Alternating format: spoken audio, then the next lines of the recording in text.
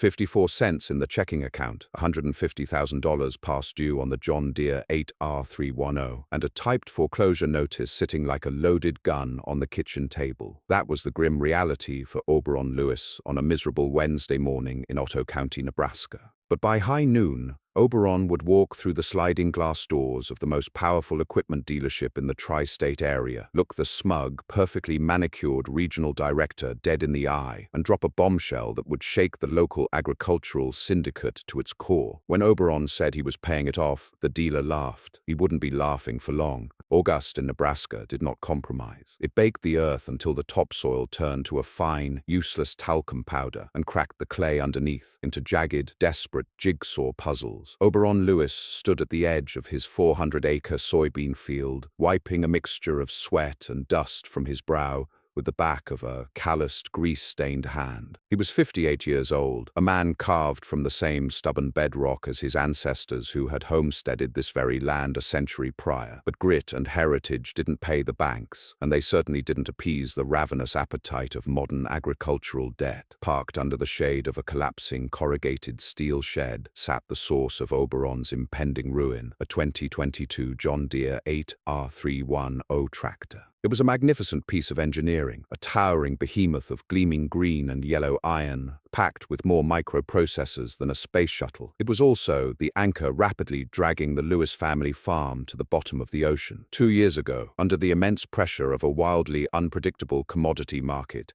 and the aggressive sales tactics of Prairie Equipment Partners, Oberon had signed the financing papers. The regional dealer, Richard Cutler, had been a master of persuasion. Cutler wasn't a farmer. He was a former Chicago commodities broker who viewed agriculture strictly through the lens of leveraged debt and asset acquisition. Cutler had smiled, shook Oberon's hand, and promised that the machine's advanced yield mapping technology would pay for itself. Instead, a historic drought and a sudden, inexplicable spike in the variable interest rate buried in the fine print of Cutler's proprietary financing contract had turned a manageable loan into a $150,000 balloon payment due at the end of the week. Oberon walked slowly back to the farmhouse. The screen door whined on its hinges, a sound that had been the backdrop to his entire life. Inside, the air was stagnant, heavy with the smell of stale coffee and unspoken anxiety. His wife, Sierra, sat at the worn oak dining table. Her reading glasses were perched on the bridge of her nose, her fingers tracing the columns of a ledger that refused to balance. "Calvin Miller drove by earlier," Sierra said softly, not looking up from the numbers. "Said he saw a couple of flatbed trailers idling down near the county line. Repossession haulers. Oberon. They're waiting." Oberon felt a tight knot form in his chest. "Cutler said we had until Friday at 5 p.m.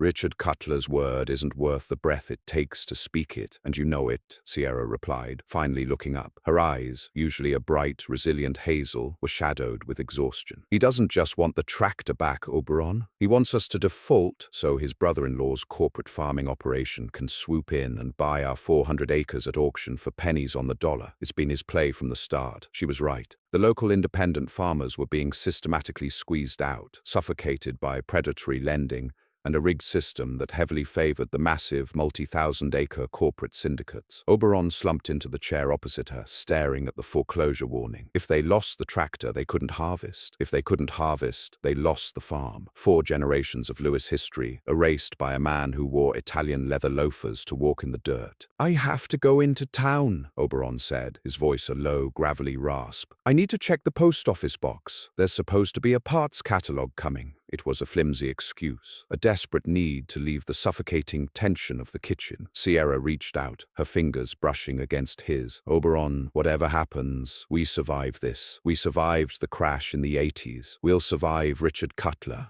Oberon squeezed her hand, trying to channel a confidence he hadn't felt in months. "I know we will," he lied gently. He grabbed his keys, the brass edges worn smooth, and headed out to his rust-eaten 1998 Ford F250. As he cranked the ignition, the engine sputtering to life in a cloud of blue smoke, he cast one last look at the green tractor in the shed. It sat there like a monument to his failure. The drive into Syracuse was a blur of sun-scorched fields and empty county roads. The dashboard clock blinked an agonizing 10:14 a.m. Time was running out. Oberon parked in front of the brick post office, the heat radiating off the asphalt in shimmering waves. Inside, the cool, air-conditioned air offered a brief reprieve. He spun the combination dial on box 402 3-17-9. The small metal door swung open. Inside, there was no parts catalog. Instead, there was a single, thick manila envelope. It was heavy, rigid, and bore the return address of a high-powered corporate law firm in Chicago, Winston and Strawn, LLP. Oberon's brow furrowed. He hadn't spoken to a lawyer in a decade. He pulled the envelope from the box, the heavy paper feeling strangely cold in his hands. He walked back to his truck, sitting in the sweltering cab for a long moment before sliding his pocket knife under the adhesive seal. To understand the contents of the envelope, one had to understand Oberon Lewis's past. Before he had returned to Otoe County to take over the Ailing family farm 30 years ago, Oberon had spent 4 years at Purdue University, earning a degree in agricultural engineering, followed by a stint working for a major tech firm specializing in data encryption. He wasn't just a man who knew how to turn dirt. He understood the invisible digital architecture that modern farming relied upon. 18 months ago, late at night while trying to troubleshoot a recurring glitch in the John Deere's onboard diagnostic system, Oberon had connected his laptop to the tractor's CAN bus port. What he found wasn't a mechanical error. It was a backdoor, a highly sophisticated, deeply hidden string of code in the software mandated by Prairie Equipment Partners. Oberon had spent weeks analyzing the data packets, quietly leaving his tractor via cellular connection. The machine wasn't just reporting engine temperature and fuel efficiency to the manufacturer, it was secretly scraping real-time, hyper-accurate soil moisture data, proprietary seed performance metrics, and micro-yield forecasts, and sending them to a third-party server. Oberon had traced the IP address of that server. It didn't belong to John Deere.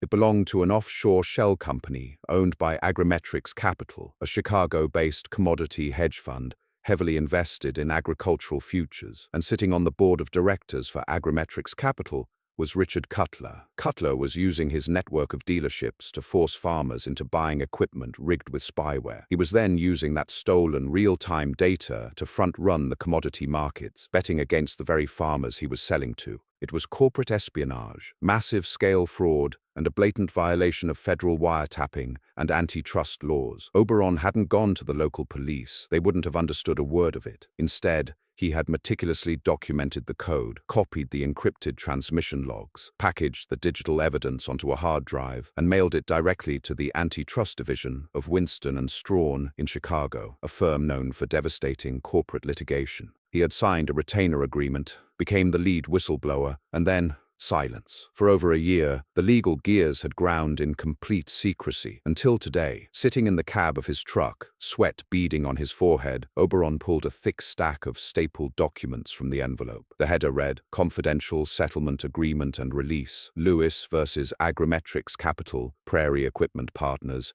et al. Oberon's eyes scanned the dense legal jargon, his heart hammering a frantic rhythm against his ribs. The corporate syndicate had panicked, faced with the undeniable digital proof Oberon had provided, and terrified of federal prison and a multi-billion-dollar SEC investigation. Agrimetrics had chosen to settle out of court immediately under an ironclad non-disclosure agreement. Oberon flipped to the third page, his breath catching in his throat. In consideration of the strict confidentiality clauses and the immediate cessation of all data collection practices, the defendants agreed to compensate the plaintiff, Oberon Lewis, in the amount of— Oberon stared at the number. He blinked, wiped his eyes, and stared again. It wasn't a typo. Beneath the legal documents was a smaller envelope. With trembling hands, Oberon tore it open. Inside was a certified cashier's check drawn on a Chase Bank master account. It was made out to Oberon Lewis. The amount was $2,450,000. The silence inside the cab of the Ford F-250 was absolute, broken only by the distant rhythmic ticking of the cooling engine. $2.45 million. It was more money than Oberon had seen in his entire life, multiplied by 10. It was enough to pay off the tractor, pay off the mortgage, buy back the land his grandfather had lost in the 80s, and ensure his family would never have to bow to men like Richard Cutler ever again. A slow, profound transformation occurred within Oberon Lewis in that sweltering truck. The suffocating weight of debt, the constant grinding fear of failure that had hunched his shoulders for 2 years, evaporated. It was replaced by a cold, hardened steel. Richard Cutler had tried to steal his livelihood to enrich himself, and in doing so had handed Oberon the keys to the kingdom. Oberon carefully folded the settlement papers and slipped the cashier's check into the breast pocket of his faded denim jacket. He started the truck. He didn't drive back to the farm. He didn't call Sierra, not yet. He had an errand to run. He put the truck in gear and turned onto Highway 2, heading straight for the gleaming glass monument of Prairie Equipment Partners. Prairie Equipment Partners was designed to intimidate. It was a massive, sprawling complex of floor-to-ceiling glass, polished concrete, and vaulted ceilings. Millions of dollars of pristine, massive green machinery sat on the showroom floor, spotless and imposing. The air conditioning was cranked so high it felt like stepping into a meat locker, a stark contrast to the oppressive Nebraska heat outside. When Oberon pushed through the heavy glass doors, his boots leaving faint trails of dust on the immaculate floor, the atmosphere in the room shifted. A couple of junior salesmen in branded polo shirts glanced at him, their expressions a mix of pity and disdain. They knew who he was. Everyone in the dealership knew who Oberon Lewis was. He was the dead man walking. Brenda, the receptionist who had known Oberon for 20 years, looked up from her computer. Her smile was tight, her eyes sympathetic. "Morning, Oberon. I didn't think we'd be seeing you today." "Morning, Brenda," Oberon said, his voice remarkably steady, devoid of the desperation she was expecting to hear. "Is Richard in his office?" Brenda hesitated, glancing nervously toward the back of the showroom. "He is, Oberon, but he told me he's not taking any walk-in appointments. The legal department—" "I don't need an appointment, Brenda," Oberon said, offering her a reassuring nod. "I'm just here to settle my account." Before she could protest, Oberon bypassed the reception desk and walked down the long corridor leading to the executive offices. He stopped in front of a door made of frosted glass, the name Richard Cutler, Regional Director, etched in bold black lettering. Oberon didn't knock. He simply turned the handle and walked in. Richard Cutler was sitting behind a massive mahogany desk, tapping away on a silver iPad. He looked exactly like what he was, a corporate shark swimming in an agricultural pond. He wore a perfectly tailored Brooks Brothers shirt, the sleeves rolled up just enough to display a heavy Rolex Submariner. His hair was slicked back, not a strand out of place. Cutler didn't immediately look up. "Brenda, I thought I said no interruptions. I'm finalizing the repossession logistics for the Otto County sectors. You can cancel the logistics for Sector 4, Richard," Oberon said, his voice filling the quiet, sterile office. Cutler's head snapped up. For a fraction of a second, surprise flashed across his manicured features, quickly replaced by a mask of condescending amusement. He slowly set the iPad down and leaned back in his plush leather chair, steepling his fingers. "Oberon Lewis," Cutler purred, a patronizing smile playing on his lips. "I must admit, I admire your tenacity. Most men would be home packing up their tools, preparing for the inevitable. But here you are. To what do I owe the pleasure? Come to beg for another extension? Because I assure you, my hands are tied by corporate." "No extensions," Oberon said, walking forward and planting his dusty boots firmly in front of Cutler's desk. He didn't sit in the offered guest chair. He preferred to look down at the man. "I'm here to close the account." Cutler chuckled, a dry, humorless sound. He reached into a filing cabinet, pulled out a thick red folder, and tossed it onto the desk. "Oberon, let's stop playing games. It's Wednesday. You owe $150,000 by Friday at 5 p.m.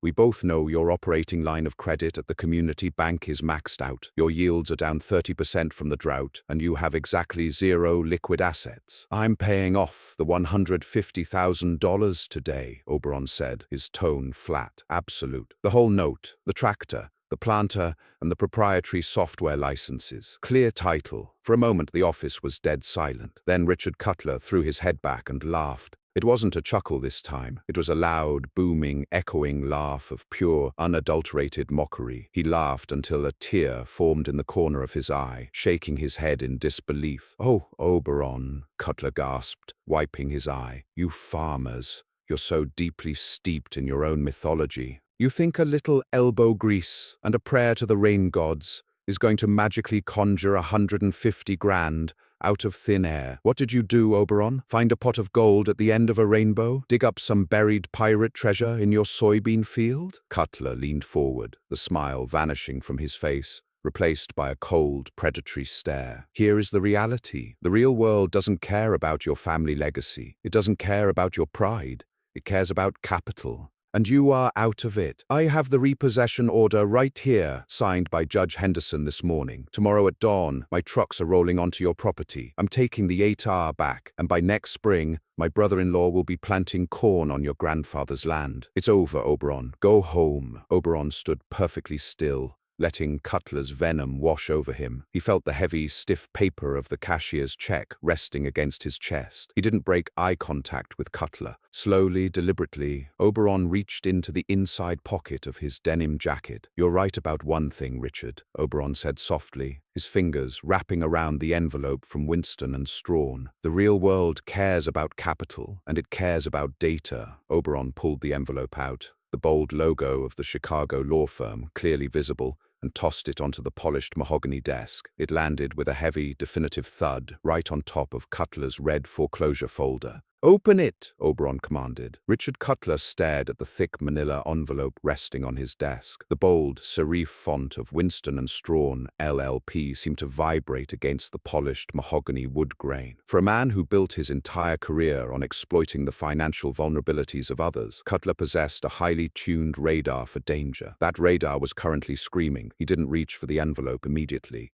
Instead, he looked back up at Oberon Lewis, searching the older man's weathered, sun-beaten face for a tell, a sign that this was a desperate, elaborate bluff orchestrated by a dying man. He found nothing but granite. Oberon stood with his shoulders squared, his thumbs hooked casually into his denim belt loops, radiating an eerie, unshakable calm that absolutely did not belong to a farmer facing total ruin in 48 hours. "What is this, Oberon?" Cutler asked, his voice losing a fraction of its previous booming arrogance. The patronizing purr had been replaced by a tight, cautious edge. "Are you threatening me with legal action? Because if you are, you should know Prairie Equipment Partners has a legal department that will keep you buried in discovery motions until your grandchildren are gray." "I don't need to threaten you, Richard," Oberon replied smoothly, pulling out the guest chair and finally sitting down. He crossed his legs, leaning back with the casual comfort of a man who owned the room. "The threatening is already done, and your corporate overlords in Chicago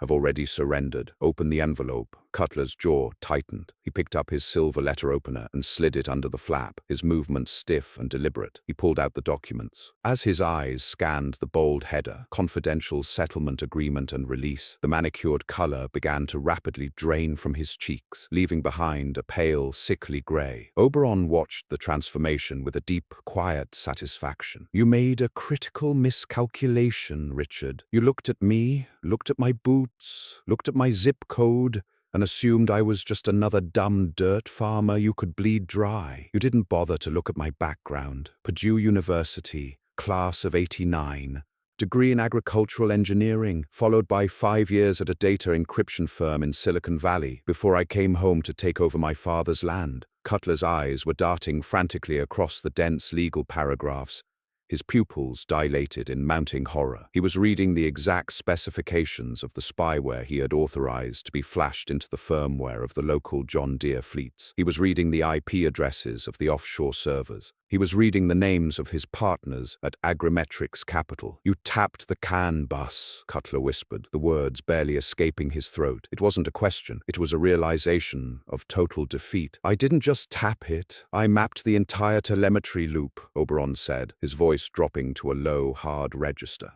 "I watched your proprietary firmware scrape real-time soil moisture, seed drop rates, and micro-yield forecasts from my fields and the fields of 30 other farmers in Otto County. I tracked the data packets being routed to Agrimetrics Capital so your hedge fund buddies could front-run the Chicago Mercantile Exchange. You were betting against our yields using our own stolen data and then using the profits to buy our foreclosed land through your brother-in-law." Cutler swallowed hard, a bead of sweat forming at his hairline. The air conditioning in the office was freezing, but he was suddenly suffocating. This is fabricated. This is illegally obtained data." "Winston and Strawn didn't think so," Oberon countered, gesturing toward the papers trembling in Cutler's hands. "And neither did the senior partners at Agrimetrics. When my lawyers presented them with the encrypted drive, they didn't fight. They panicked. They settled in 48 hours to keep the SEC and the FBI out of their penthouse suites. Turn to page 3, Richard. Cutler fumbled with the pages. He turned to the third sheet. His eyes locked onto the settlement figure, and he stopped breathing entirely. He flipped to the back, finding the copy of the cashier's check. $2,450,000. They sold you out, Richard, Oberon stated, delivering the final crushing blow. Part of the settlement mandates that Agrimetrics severs all ties with Prairie Equipment Partners. They're shutting down the servers today. You are completely exposed, and your hedge fund pipeline is dead. Now I have a cashier's check in my pocket right now, and I am here to pay my bill. Oberon reached into his jacket, pulled out the authentic Chase Bank cashier's check, and laid it flat on the desk, right next to Cutler's red foreclosure folder. 150,000 perfectly cleared funds, Oberon said, tapping the check with his index finger. I want the lien release on the 8R. I want the title to the planter. I want the software locks removed from my machinery by noon. And I want the receipt printed right now. Cutler stared at the check, then at Oberon. His entire empire, built on leverage, intimidation,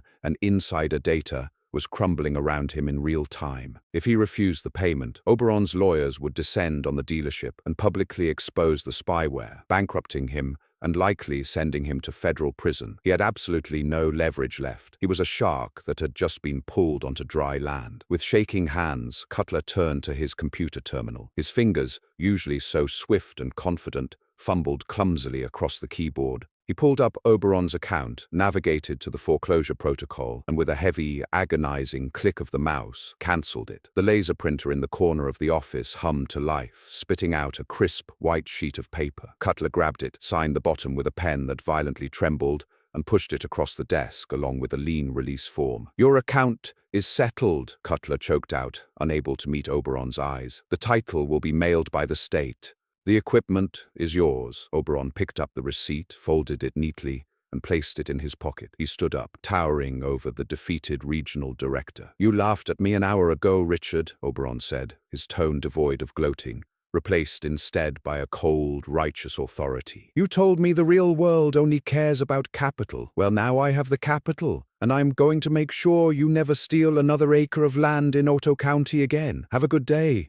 Oberon turned and walked out of the office, leaving the door wide open behind him. The walk back through the sprawling showroom of Prairie Equipment Partners felt entirely different than the walk in. The massive green machines no longer looked like instruments of debt and subjugation. They were just metal, plastic, and rubber. Oberon passed the young salesmen, who were now staring at him with a mixture of confusion and awe. They had seen Cutler's face through the open office door. They knew something catastrophic had just occurred. Oberon pushed through the heavy glass doors and stepped out into the blinding Nebraska sun. The heat hit him like a physical force, but for the first time in 2 years, he welcomed it. It smelled like dust, diesel, and freedom. He climbed into his rusty 1998 Ford F250, the vinyl seat burning against his back, and cranked the ignition. As he pulled out of the parking lot, he glanced in the rearview mirror. The dealership, once a towering fortress of corporate power, now just looked like a glass box sitting on the highway. The drive home was a surreal experience. The familiar landscape of Otto County, the rolling hills, the endless rows of soybeans fighting against the drought, the dilapidated barns, all looked remarkably sharper, painted in vivid, hyper-realistic colors. The suffocating, invisible weight that had sat on his chest for 24 months was gone, replaced by a terrifying, exhilarating lightness. He pulled up the long, gravel driveway of the family farm. The dust settled around the truck as he parked near the porch. He sat there for a long moment, gripping the steering wheel, taking a deep, shuddering breath. He had to tell Sierra. Oberon walked into the kitchen. The house was quiet. Sierra was still sitting at the oak dining table, the ledger closed in front of her. She looked up as the screen door slapped shut, her eyes bracing for the worst. She saw his empty hands, assuming the dealership had turned him away. Did the parts come? She asked, her voice trembling slightly. Oberon walked over to the table. He didn't say a word. He reached into his jacket pocket, pulled out the folded receipt from Prairie Equipment Partners, and laid it gently on top of her closed ledger. Sierra frowned, picking up the paper. She adjusted her reading glasses. Her eyes scanned the document, moving from the dealership logo to Oberon's name, and finally to the bottom line. Balance due, $0. Status, paid in full. Foreclosure, cancelled. She dropped the paper as if it had burned her. She looked up at Oberon, her face utterly pale. Oberon, what is this? How? Did you take out a high-risk loan? Tell me you didn't go to those predatory payday lenders in Omaha. No, Sierra, Oberon said gently, kneeling beside her chair and taking her shaking hands in his. I didn't take out a loan. I settled a lawsuit. He reached into his pocket one last time and pulled out the remaining documentation from Winston and Strawn, along with a deposit slip from the local community bank where he had just routed the remaining $2,300,000. He laid it on the table. Sierra read the settlement papers. She read the figure. She stopped breathing. She read it again, her fingers tracing the zeros, ensuring her exhausted mind wasn't hallucinating. When she finally looked up, tears were streaming down her face, carving clean tracks through the faint layer of farm dust on her cheeks. 2 million, she whispered, the words catching in her throat. Oberon. How? Oberon spent the next hour explaining everything. He told her about the late nights in the shed, the encrypted CAN bus data, the offshore servers, and the secretive legal battle he had waged with the Chicago lawyers. He explained how Cutler had been stealing their data to rig the market, and how Agrimetrics had paid a massive fortune to keep it quiet. By the time he finished, Sierra was weeping freely, her head resting against his chest. They held each other in the quiet kitchen, the reality of their salvation slowly washing over them. They were safe, the farm was safe, the legacy of the Lewis family would survive. But as the afternoon sun began to dip lower in the sky, casting long golden shadows across the kitchen floor, Oberon's expression shifted. The relief was settling, and in its place, a new determined fire was igniting. We're secure, Sierra, Oberon said softly, pulling back to look her in the eye. The debt is gone, but Cutler isn't. Sierra wiped her eyes, looking at him with sudden apprehension. Oberon, you signed a non-disclosure agreement. You can't talk to the press. You can't go to the police. The lawyers said— I know what the lawyers said, Oberon interrupted, a sharp, tactical gleam in his eyes. I can't reveal the spyware. I can't talk about Agrimetrics. If I do, they claw back the money and sue me into oblivion. He tapped the deposit slip on the table. But the NDA says absolutely nothing about how I spend my capital, and it says nothing about me buying real estate. Sierra frowned, confused. Real estate? We don't need more land, Oberon. We barely have the water to manage the 400 acres we have. Oberon stood up, walking over to the large topographical map of Otoe County tacked to the wall near the pantry. He picked up a red marker. Calvin Miller is defaulting on Friday, just like we were supposed to, Oberon said, circling a plot of land adjacent to theirs. The Henderson brothers down by the creek? They are 3 months behind on their combine payments. Cutler is lining up his brother-in-law's corporate syndicate to buy all their notes at the bank auction next week for pennies on the dollar. Oberon turned back to Sierra, his jaw set. Cutler used his capital to build a monopoly and crush this county. He thinks he won because he kept his secret, but he lost his hedge fund backing today. He's bleeding, Sierra, and we have $2.3 million sitting in cash. Sierra's eyes widened as she realized exactly what her husband was proposing. It wasn't just about surviving anymore. It was about striking back. I'm going to the community bank tomorrow morning, Oberon declared, the grit of his homesteading ancestors fully alive in his voice. I'm going to buy Calvin's foreclosure note. I'm going to buy the Henderson's note. I'm going to pay off every predatory equipment lien Cutler has hanging over this valley. We are going to form a cooperative, Sierra.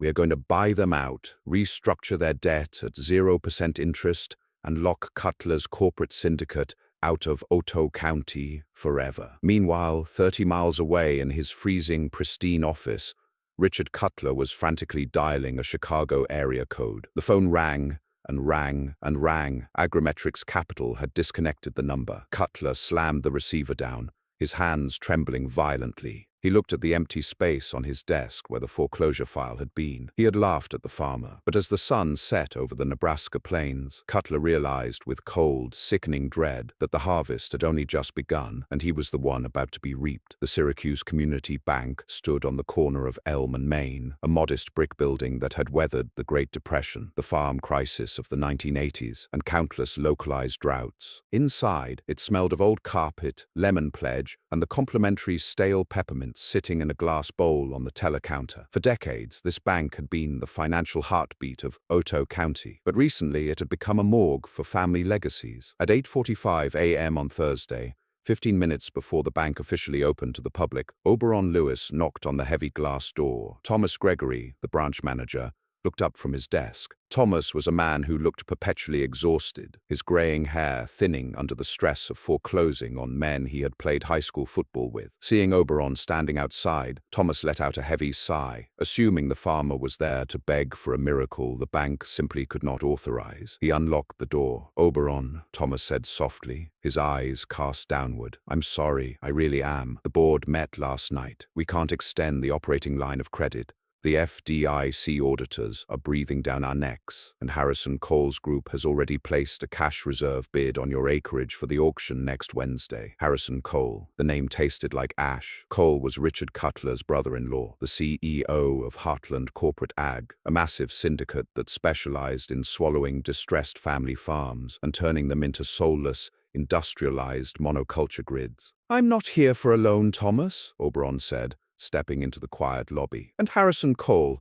can take his cash reserve bid and choke on it." Oberon walked directly to Thomas's desk, pulled out the leather chair, and sat down. He unzipped his canvas folio and extracted a certified letter from the master account at Chase Bank, proving his newly deposited liquidity. He slid it across the polished wood. Thomas adjusted his wire-rimmed glasses, squinting at the document. He read the figure. He took off his glasses, rubbed his eyes vigorously, and read it again. "Oberon, what? Where did this come from? 2.3 million? Did you strike oil?" "I liquidated a hostile asset," Oberon replied cryptically, his tone leaving absolutely no room for further questioning. "Now, I want to see the distressed paper. Specifically, I want to see the outstanding notes for Calvin Miller, the Henderson brothers, and the old Peterson tract." Thomas gaped at him. "Oberon, you can't just look at other people's debt. There are privacy laws." "I don't want to look at them, Thomas. I want to buy them," Oberon corrected, leaning forward. "Right now. I want to assume the debt. I will pay the bank the principal and the interest currently owed, clearing your books of the toxic assets. In exchange, you transfer the liens to me." Thomas's mind raced. The bank was desperate to offload the failing loans. If the state auditors flagged them, the branch could be shut down. Selling the paper to a third party for full value, instead of taking a loss at a foreclosure auction, was a banker's dream. But it directly defied Harrison Cole's grand design. "Harrison isn't going to like this," Thomas murmured, sweat prickling his collar. "He practically considers that land his already." "Harrison Cole doesn't own this town, and neither does Richard Cutler," Oberon stated, his voice ringing with absolute authority. "Draw up the transfer papers, Thomas.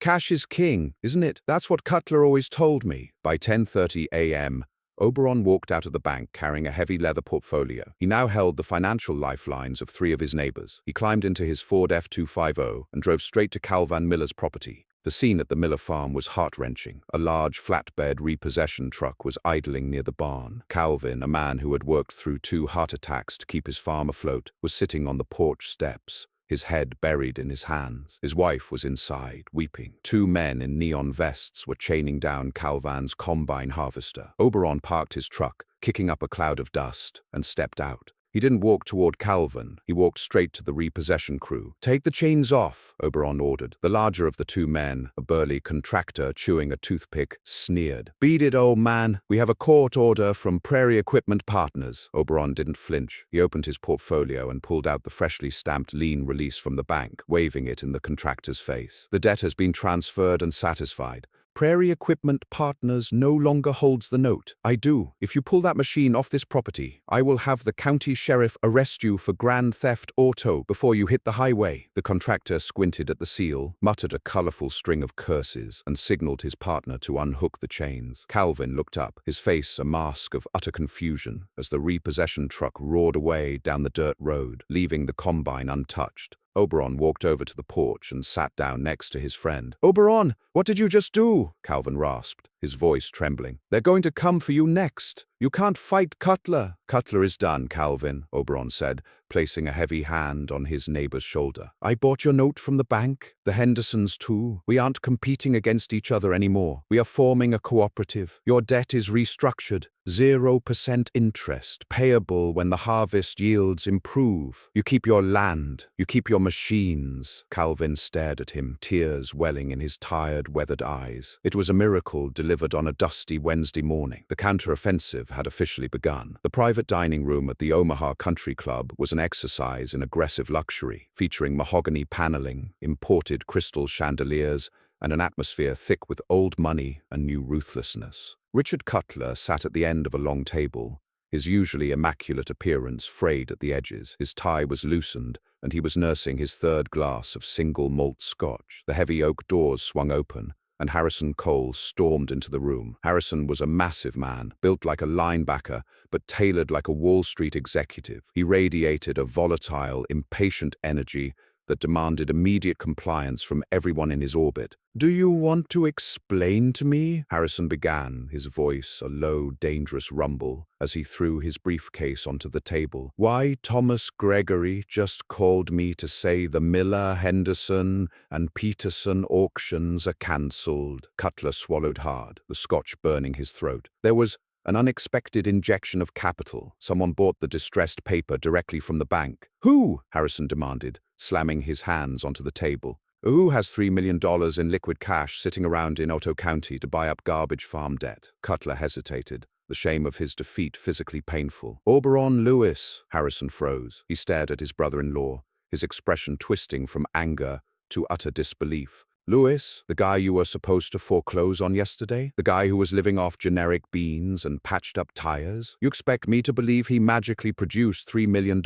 He did," Cutler said, omitting the humiliating details of the spyware and the agrimetric settlement. If Harrison found out Cutler had lost his hedge fund backing due to a whistleblower complaint, he would cut him out of the family syndicate entirely. He managed to secure private backing. He formed a co-op. "He's locking us out of the valley, Harrison." Harrison slowly stood up, pacing the length of the dining room. His mind, trained in hostile corporate takeovers, began to calculate the angles. He didn't care where Lewis got the money. He only cared about crushing the resistance. "He thinks he won because he owns the dirt and the tractors," Harrison said, a dark, venomous smile spreading across his face. "But he forgot how the game is actually played. You don't make money growing soybeans, Richard. You make money selling them." Cutler looked up, confused. "What are you talking about? Lewis and his little co-op are going to have a bumper crop this October. They're going to harvest thousands of bushels of grain, but they have to store it, and they have to transport it to the processing plants in Illinois," Harrison explained, pulling a cell phone from his pocket.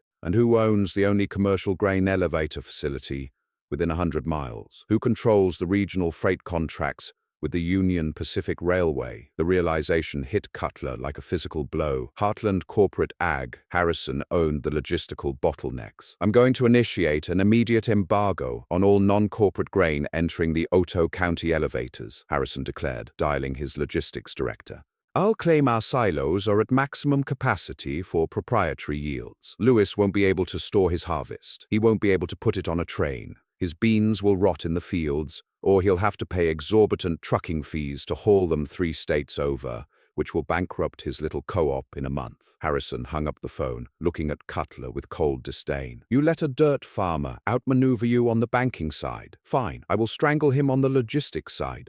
By November, Lewis will be begging me to buy his land just to pay off the trucking debts." September arrived in Nebraska with a crisp golden chill. The soybean fields of the newly formed Otoe Independent Cooperative were a sea of amber, heavy with a phenomenal yield. The drought had broken in late August, delivering perfect, steady moisture that had salvaged the season. Oberon, Calvin, and the Hendersons worked around the clock, the headlights of their combines cutting through the dark like lighthouses in a sea of grain. But the victory was short-lived. On the second week of harvest, Calvin's son drove the first semi-truck loaded with 80,000 pounds of soybeans to the Heartland Elevators facility on the edge of the county line. He was met at the weigh station by a chain-link fence and a private security guard. A massive sign had been bolted to the gate: "Facility at capacity. No independent contractors accepted." The news spread through the co-op like wildfire. Oberon stood in Calvin's driveway, surrounded by 5 fully loaded semi-trucks with nowhere to go. "They locked us out, Oberon," Calvin said, panic rising in his chest. "We called the rail yard. Union Pacific says their freight cars are entirely leased out to Heartland Corporate Ag for the next 90 days. We have nowhere to dump the grain. If we leave it in the trucks, it'll spoil. If we dump it on the ground, the moisture will ruin it." Oberon stared at the massive, gleaming silos of the Heartland elevators in the distance, dominating the horizon. Harrison Cole had found their vulnerability. He was using his monopoly on infrastructure to suffocate them. "How much would it cost to truck it to the independent processors in Iowa?" one of the Henderson brothers asked, chewing nervously on his thumbnail. too much?" Oberon replied grimly, doing the math in his head. "The diesel costs and the freight tariffs would eat our entire profit margin. We'd operate at a massive loss. Cole knows that. He's trying to starve us out." The men looked at Oberon, their newfound hope rapidly draining away. They had survived the debt crisis, only to be trapped by a logistical blockade. The harvest, their ultimate salvation, was turning into a massive, rotting anchor. Oberon turned away from the trucks, walking slowly toward his barn. His engineering mind, the same mind that had dismantled Richard Cutler's digital empire, was already analyzing the architecture of Harrison Cole's blockade. Cole controlled the local silos and the local trains, but he didn't control the destination. Oberon pulled out his phone and stared at the screen. He needed a bypass. He needed a way to move millions of pounds of grain without using the established corporate highways. He opened his contacts, scrolling down to a number he hadn't dialed since his days in Silicon Valley. It belonged to a former colleague who had left the tech world to start a disruptive supply chain logistics company out of Chicago. "Hold the trucks here!" Oberon yelled back to the men, his voice carrying a sudden, dangerous spark. "Don't dump a single bushel. Harrison Cole wants to play a game of infrastructure. Let's see how he handles a disruption." Oberon stood in the dusty driveway, the setting sun casting long, desperate shadows over the idling semi-trucks loaded with Otoe County's entire livelihood. He held his smartphone to his ear, listening to the digital trill of the ringing line. He was calling David Sterling. 15 years ago, David had been a junior developer sitting 2 desks down from Oberon at the encryption firm in Palo Alto. Today, David was the founder and CEO of FreightFlow, a Chicago-based tech startup that was aggressively disrupting the North American trucking industry. FreightFlow operated a decentralized digital freight network, utilizing complex algorithms to match independent owner-operator truckers with spot market loads, effectively bypassing traditional corporate dispatchers. "Oberon Lewis," David's voice crackled through the receiver, sounding surprised but warm. "I haven't seen your name pop up on my screen in a decade. Tell me you're finally tired of playing in the dirt and want to come back to write code." "I'm still in the dirt, David," Oberon replied, his voice tight with urgency. "And I need a massive favor. I need trucks, a lot of them, and I need them in Nebraska by tomorrow morning." Oberon quickly laid out the situation. He explained Harrison Cole's logistical blockade, the locked elevators, and the Union Pacific rail monopoly. He explained that he had 500,000 bushels of premium soybeans sitting in fields and trailers, completely cut off from the national supply chain, and a corporate syndicate waiting to watch them rot. David listened in silence. When Oberon finished, the keyboard clacking on David's end ceased. "Harrison Cole," David mused, a dangerous edge creeping into his voice. "Heartland Corporate Ag. I know them. They lobbied the state legislature in Illinois last year to try and ban my platform from operating in the Midwest. They like their monopolies. Let's break one." "Can you do it?" Oberon asked, watching Calvin Miller pacing nervously by his truck. "We can't pay premium corporate freight rates. We go bankrupt." "You don't have to," David said, the rapid clicking of his keyboard resuming.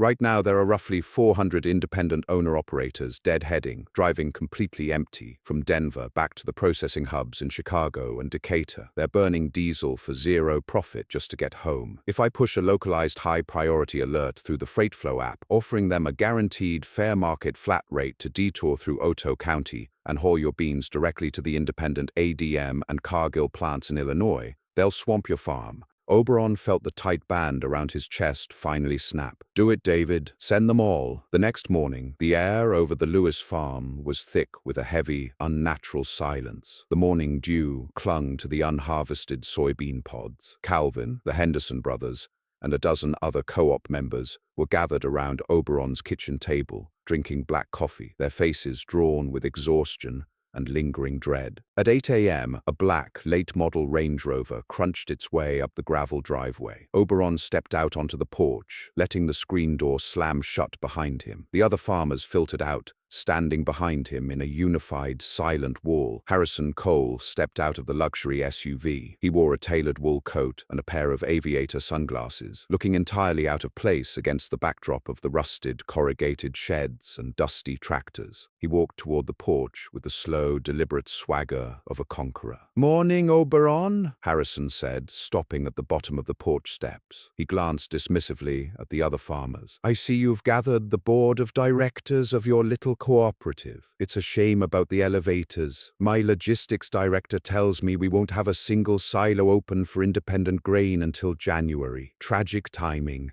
State your business, Cole, Oberon demanded, his voice like grinding stones. Harrison smiled, a thin, predatory stretching of his lips. I'm here to offer you a lifeline. You played a cute game with the community bank, Oberon. You got lucky, but you don't understand infrastructure. You have millions of dollars of rotting assets and no way to liquidate them. By Friday, the moisture content in those beans will render them worthless. You'll default on the banknotes you just bought, and you'll drag all your friends down with you. Harrison reached into his coat and pulled out a crisp manila folder. I have buyout contracts right here. Heartland Corporate Ag will purchase your land, Miller's Land, and the Henderson tracks for 30 cents on the dollar. We'll absorb your debt, and we'll take the spoiled grain off your hands. Sign it, Oberon. It's the only way you walk away from this without filing for Chapter 11 bankruptcy. Calvin shifted uneasily behind Oberon. 30 cents on the dollar was an insult, a total erasure of their generational wealth. But the terrifying reality of bankruptcy hung over them like a guillotine. Oberon didn't look at the folder. He looked past Harrison Cole, his eyes fixed on the horizon where the county highway crested the eastern hill. I appreciate the offer, Harrison, Oberon said, his voice eerily calm. But my logistics director tells me we don't need your elevators. Harrison let out a short, barking laugh. Your logistics director? You don't have a logistics director. You don't have trains, you don't have silos, and you don't have trucks. You have nothing. Listen, Oberon said softly. Harrison frowned. He pulled off his sunglasses. At first, it was just a low, vibrating hum, something felt in the soles of the feet rather than heard. Then, the sound grew. It was a deep, guttural, synchronized roar. Cresting the hill on Highway 2, bathed in the golden morning light, was a convoy. It wasn't just a few trucks. It was a massive, unbroken line of gleaming chrome and heavy steel stretching back as far as the eye could see. There were cherry-red Peterbilts, sleek black Kenworths, and rugged Freightliners, their air horns blasting in a deafening, triumphant symphony that echoed across the Otoe County Valley. Harrison Cole spun around, the color instantly draining from his face. The folder slipped from his fingers, scattering the predatory buyout contracts into the dirt. The lead truck, a massive custom Peterbilt 389, turned its air brakes hissing loudly as it swung its massive 53-foot hopper-bottom trailer into Oberon's driveway. Behind it, truck after truck began peeling off the highway, lining up along the county roads, ready to load. These weren't corporate fleet drivers. These were independent owner-operators from Texas, Colorado, Wyoming, and Utah, mobilized by an algorithm and a shared disdain for corporate monopolies. What is this? Harrison demanded, his voice cracking in panic. You can't afford this. The freight tariffs alone. They aren't charging corporate tariffs, Oberon interrupted, walking down the steps and crushing one of Cole's contracts beneath his work boot. They are deadheading back east. We gave them a flat rate to haul straight to the independent processors in Decatur. We bypass your elevators. We bypass your rail contracts. We bypass you. Harrison stared at the endless line of trucks, his mind desperately trying to calculate the sheer volume of grain that was about to slip through his fingers. His entire business model relied on trapping the local farmers. Without their harvest to fulfill his own massive volume contracts, his highly leveraged infrastructure was useless. You're dead, Cole, Oberon said quietly, stepping close enough that the corporate titan had to look up at him. Get off my land. Harrison Cole didn't say another word. He stumbled back to his Range Rover, the blaring air horns of 50 independent truckers drowning out the sound of his engine as he retreated in total defeat. The harvest of 2024 went down in Otoe County history not just for its record-breaking yield, but for the sheer spectacle of its logistics. For 2 solid weeks, the Freight Flow independent truckers ran a continuous, highly optimized relay between the Nebraska fields and the massive Archer Daniels Midland processing facilities in Illinois. Because Oberon's cooperative had completely bypassed the middlemen, Heartland Corporate AG's elevators, and Union Pacific's freight fees, they secured the highest premium spot market price for their soybeans in a decade. When the final wire transfer hit the master account at the Syracuse Community Bank, Thomas Gregory, the bank manager, openly wept at his desk. The Otoe Independent Cooperative wasn't just solvent, it was overwhelmingly profitable. As the first snows of December began to dust the dormant fields, The financial shockwaves of Oberon's counterstrike reached the boardrooms of Chicago and Omaha. Harrison Cole's empire shattered first. Heartland Corporate Ag had borrowed hundreds of millions of dollars to build and maintain their local grain elevators and secure exclusive rail leases. Those massive debt obligations were structured on the assumption of capturing and processing 90% of Otoe County's agricultural output. Without the millions of bushels from Lewis, Miller, and the Hendersons, Cole's elevators sat empty. By the end of the first fiscal quarter, Cole failed to meet the minimum tonnage quotas required by his Union Pacific contract, triggering catastrophic financial penalties. In January, the primary creditors called in their loans. Harrison Cole, the man who had driven out to Oberon's farm to offer 30 cents on the dollar, was forced to file for Chapter 11 bankruptcy. His assets were liquidated, his elevators sold at auction to a regional farmer-owned collective. Richard Cutler's downfall was less public, but far more humiliating. Agrimetrics Capital, terrified of the SEC and bound by the ironclad settlement with Winston and Strawn, had completely severed all ties and funding to Cutler. Stripped of his illegal data advantage, Cutler could no longer accurately predict local yields or front-run the commodity markets. Worse, the Prairie Equipment Partners Board of Directors noticed a massive, inexplicable drop in Cutler's regional profitability. He wasn't closing high-interest loans, and he had completely failed to secure the foreclosed land he had promised to the corporate syndicates. After a brutal 3-hour internal audit in a windowless conference room in Omaha, Richard Cutler was unceremoniously fired. He was stripped of his company vehicle, his equity shares, and his corporate prestige. He quietly left the agricultural sector altogether, eventually taking a mid-level management job at a used car dealership in suburban Des Moines. Back in Otoe County, the atmosphere had fundamentally changed. The grinding, pervasive fear that had haunted the community for years had evaporated. On a crisp, bright morning in early April, Oberon Lewis walked out of his kitchen holding a steaming mug of black coffee. Sierra was at the dining table, but she wasn't hunched over a ledger filled with red ink. She was drafting the blueprints for a new, state-of-the-art irrigation system that the co-op was funding entirely in cash. Oberon walked down to the corrugated steel shed. Parked inside was the John Deere 8R310 tractor. The massive green machine no longer represented a suffocating anchor of corporate debt. It was completely paid off. The proprietary software locks had been permanently removed. It was, finally and truly, his. He climbed up into the massive cab, the smell of diesel and clean grease greeting him like an old friend. He turned the key, and the massive engine roared to life, a powerful, steady rhythm that vibrated through his chest. Calvan Miller pulled his pickup truck into the driveway, rolling down the window and giving Oberon a thumbs up. Spring planting was about to begin. The land still belonged to the families who bled for it. The seeds were ready for the dirt,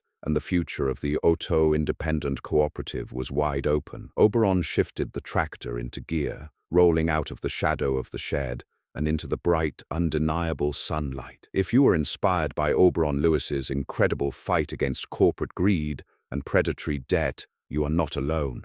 This story proves that with the right knowledge, unyielding grit, and the support of a united community, the little guy can still defeat the biggest corporate syndicates out there. Did you expect that massive Silicon Valley tech twist to save the harvest? Let us know what you thought of Oberon's brilliant strategy in the comments down below. Don't forget to like this video if you love seeing justice served to corrupt billionaires, and share it with anyone who loves a true underdog triumph. Subscribe to our channel and hit that notification bell so you never miss out on more thrilling real-life dramas of survival, strategy, and sweet revenge. Thanks for watching, and we'll see you in the next story.